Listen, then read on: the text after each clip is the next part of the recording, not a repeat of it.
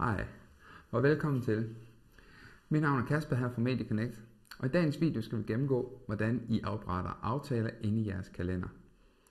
Vi skal også dykke lidt mere ned i nogle af de lidt mere avancerede indstillinger, som I har mulighed for, når I opretter aftaler inde i vores system.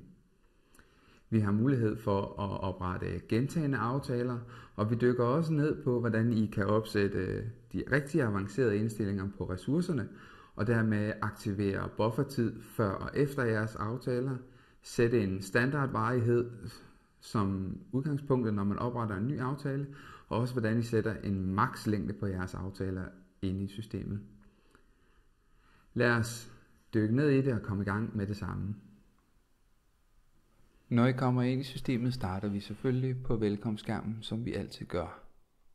For at komme ind under vores kalender for at oprette aftaler, navigerer vi ud i menuen til venstre og klikker på funktioner, kalender. Her ser vi så de kalendere, som vi har i jeres system. Min kalender, den ligger i dette tilfælde under Torvegade 2 Struer og hedder mødekalender. Når vi kommer til kalendervisningen, er der nogle kernefunktionaliteter, som vi vil gøre opmærksom på, så alle er bekendte med disse. Ude til venstre ses en datovælger. Denne datovælger bruges til at navigere rundt i datoer i kalenderen.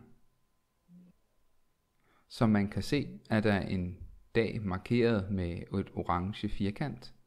Dette er den dag, vi står på lige pt. Skifter vi den over, for eksempel til fredag den 20. Jamen følger den orange kasse med. Den lille orange trekant, som man kan se, er dags dato. Så den er altid nem at finde tilbage til. Så har vi de markerede tal med fed og understreget. Disse datoer er datoer, hvor der er aftaler oprettet i kalenderen. Alle de resterende datoer, hvor der ikke er markeret med fed eller understreget, har altså ingen aftaler på denne dato på nuværende tidspunkt. Når I er inde i jeres kalender, skulle I gerne kunne se de ressourcer, som I nu engang har oprettet. Der er flere forskellige måder, I kan begynde at oprette aftaler på. Den første og mest naturlige er nok at klikke direkte ud fra det mødelokale, I vil oprette en aftale på, i et af felterne, som er inden for jeres viste åbningstid i kalenderen. En anden mulighed er selvfølgelig også at klikke direkte på den orange knap ude til højre, der hedder Opret aftale.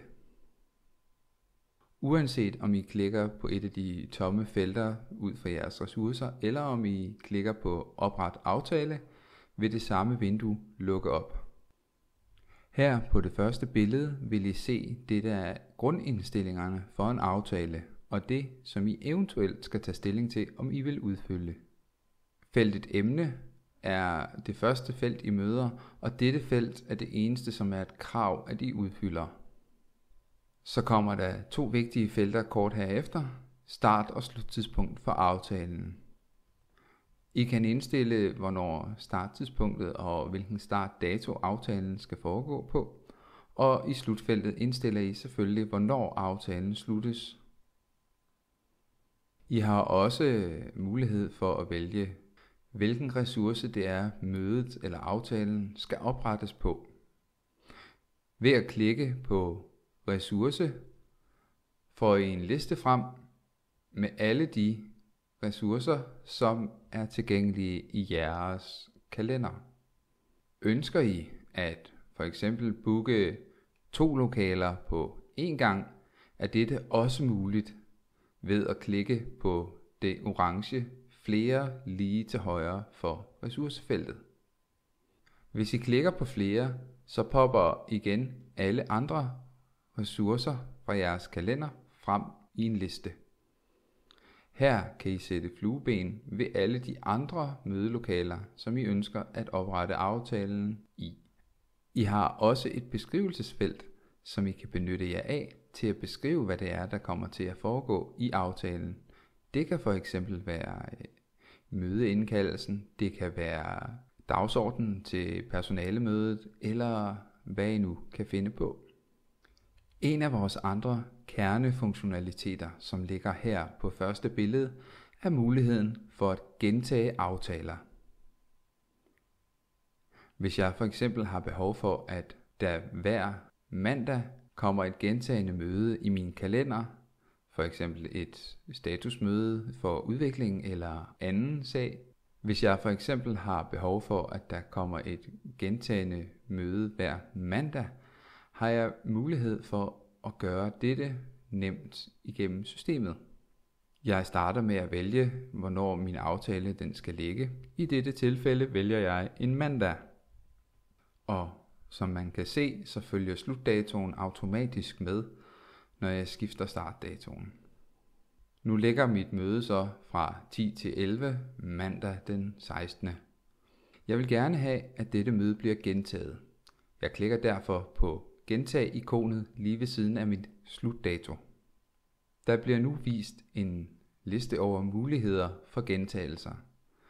Vi har mulighed for at lave denne gentagelse dagligt, ugentligt, hver 14. dag, hver 4. uge, månedlig eller en gang årlig. I dette tilfælde er vi interesseret i, at det er en ugentlig gentagelse hver mandag. Jeg klikker derfor ugentligt af. Endnu et felt popper nu frem. Dette er, hvornår gentagelsen skal stoppe med at forekomme. Her indtaster vi en dato, som ligger godt ude i fremtiden. Vi giver aftalen emnet morgenmøde og trykker derefter gem. Aftalen kan nu ses, at den kommer til at ligge i vores kalender hver mandag i den foreløbende tid indtil vores slutdato.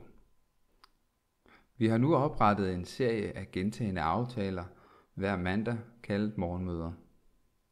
Skulle vi have behov for at ændre disse møder efterfølgende, kan vi både redigere dem enkeltvis, men også som en hel serie. Vi kan for eksempel vælge aftalen den 16. Her er vi blevet forhindret, og morgenmødet er derfor blevet udskudt til at ligge kl. 11 denne mandag. Vi redigerer starttidspunktet til at være kl. 11, og sluttidspunktet følger automatisk med. Herefter så skal vi vælge, om vi ønsker at rette hele serien, eller om vi kun ønsker at rette denne ene aftale. Som udgangspunktet er feltet ret kun denne altid aktiveret, så man skal derfor tage et aktivt valg, hvis man ønsker at ændre hele serien. Vi klikker gem og opdaterer aftalen. Aftalen ligger nu kl. 11 mandag den 16. Og klikker vi videre til den 23. kan vi se, at aftalen fortsat ligger kl. 10 der. Vi klikker ind på aftalen og ser i bunden en rød knap med slet. Ved at klikke på denne får du mulighed for, om du vil slette denne aftale, eller om du vil slette hele serien af aftaler. Jeg ønsker at slette hele serien af aftaler her, for eksempel skyld. Hvis vi prøver at gå ind og oprette en aftale igen, vil den opmærksomme bruger bemærke, at vi i toppen har et faneblad, der hedder avanceret. Hvis vi klikker ind på denne, kan vi se, at vi får nogle mere avancerede indstillinger for vores aftaler. Her har vi blandt andet mulighed for at skjule vores aftaler, så de ikke kommer med ud på vores infoskærm. Ved at fjerne fluebenet fra vis i oversigt, vil aftalen dermed blive ekskluderet fra vores lister i visningerne ude på jeres skærme. De andre muligheder på denne side er lidt mere omstændige at forklare, men vi forsøger. Hvis vi klikker tilbage på vores aftale, vi er i gang med at oprette, og indtaster et emne, det bliver en gentagende aftale. Denne aftale vil jeg gerne, der bliver gentaget dagligt i den næste uge, i tidsrummet 11-12. Men jeg ønsker for eksempel ikke, at denne aftale skal vises på torsdag, da vi har gæster i huset. Derfor kan jeg vælge at ekskludere, at aftalen skal vises om torsdagen ved at gå tilbage på fanen avanceret. Her kan jeg ekskludere dagene og vælger dermed torsdag skal denne ikke vises på skærmen. Dette flueben gør selvfølgelig, at det er alle torsdage, at aftalen bliver ekskluderet fra. Så havde jeg bedt denne aftale om at skulle gentages de næste 3 uger, jamen ville det selvfølgelig være de 3 torsdage, der blev ekskluderet. Vi kan prøve at gemme aftalen, som vi har den nu, og så kan vi se, hvordan det kommer ind i systemet. Vi kan hurtigt se, at den gentagne aftale, vi lige har oprettet, er kommet ind hver dag den næste uge, som ønsket. På nær torsdag.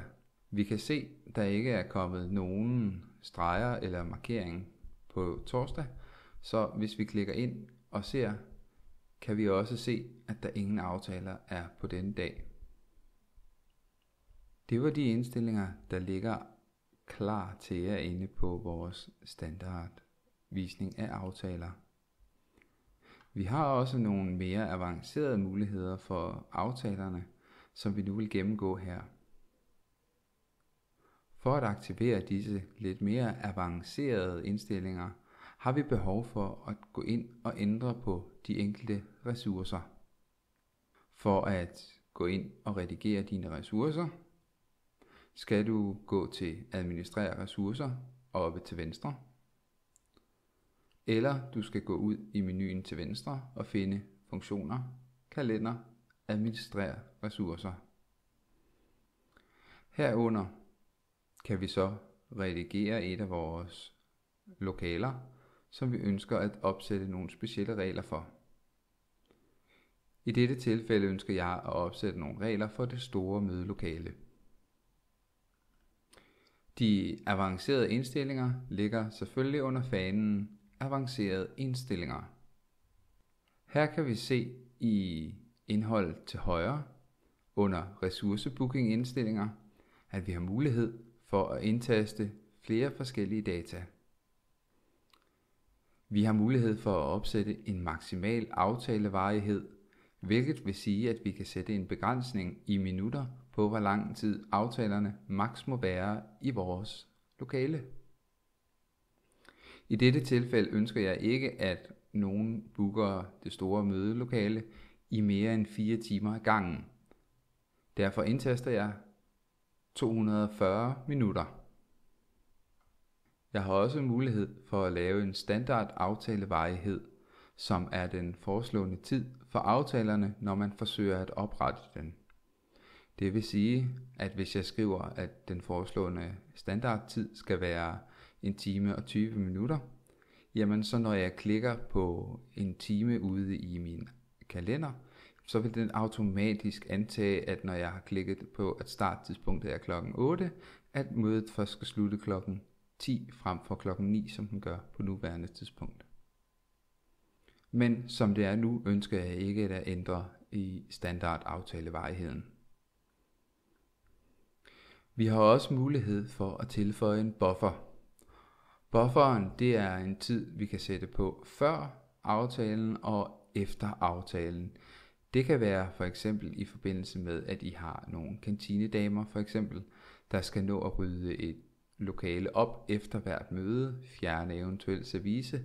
Det kan være, at der er indlagt tid til, at I skal have nogle borde stillet på plads, så de står på en bestemt måde i de store mødelokaler.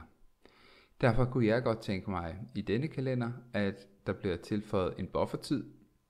Vi ændrer derfor buffermetoden til, at der altid skal tilføjes en buffertid, og at denne buffertid er, når aftalen er afsluttet. Vi ønsker i dette tilfælde, at der er 15 minutter ekstra tid på hver aftale. Nu har vi lavet de indstillinger, som vi ønsker for denne ressource, og for at tjekke, om de virker, så gemmer vi vores indstillinger. Jeg vil nu gerne over i kalenderen og prøve at oprette et møde på det store mødelokale, for at se, om det er muligt for mig at oprette noget, der er længere end 4 timer, og for at se, hvordan buffertiden eventuelt bliver vist i systemet. Jeg går over i menuen til venstre under funktioner, kalender og kalender for at springe tilbage til min mødekalender. Vi starter med at teste, om vi kan oprette et møde, der er mere end 4 timer langt. Vi opretter en tid her klokken 8, og den skal så vare frem til klokken 13, altså 5 timer ud i fremtiden. Vi giver den et sigende emne, og prøver at trykke gem. Nej, fejlbesked. Maksimum længde oversteget. OK klikker vi. Jamen så må vi jo prøve at redigere vores afslutningstidspunkt til noget, der passer inden for den tid, der bliver vist i beskeden. I dette tilfælde retter jeg til, at den skal være til klokken 12 frem for klokken 13. Nu kommer aftalen igennem, og vi kan se, at der er en lidt mørkere farve i enden af mødets afslutningstid, og at mødet også ser ud til at strække sig lidt længere, end vi egentlig havde bedt den om.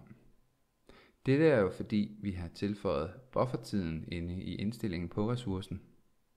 Hvis vi opretter et lignende møde i det lille mødelokale, hvor der ikke er indstillet buffertid, kan vi jo hurtigt sammenligne.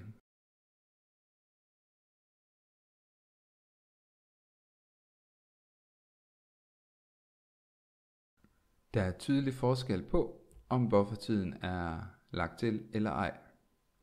På samme måde som vi ikke kunne oprette et møde, der var længere end de 4 timer, kan vi nu heller ikke oprette et møde, der starter før kl. 12:15 tidligst i det store mødelokale.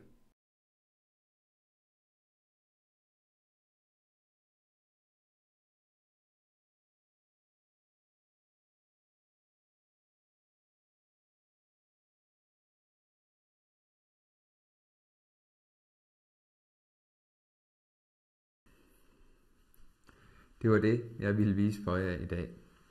Jeg håber, at I har fået helt styr på, hvordan I opretter og redigerer og sletter aftaler inde i kalenderen, og føler jer trygge til at gøre dette på daglig basis forhåbentlig. Har I behov for at få endnu mere værdi ud af jeres kalender, så anbefaler jeg straks, at I finder den video, som er den næste i serien her, der viser, hvordan I bruger kalenderen sammen med vores kalenderliste, og på den måde kan lave en fødselsdagskalender eller en jubilæumskalender sammen med den her liste, og få informationen bragt direkte ud på jeres skærm, når der er en kollega, der eventuelt har fødselsdag eller jubilæum. Jeg håber, I ser med i den næste, ellers så vil jeg bare sige tak for i dag.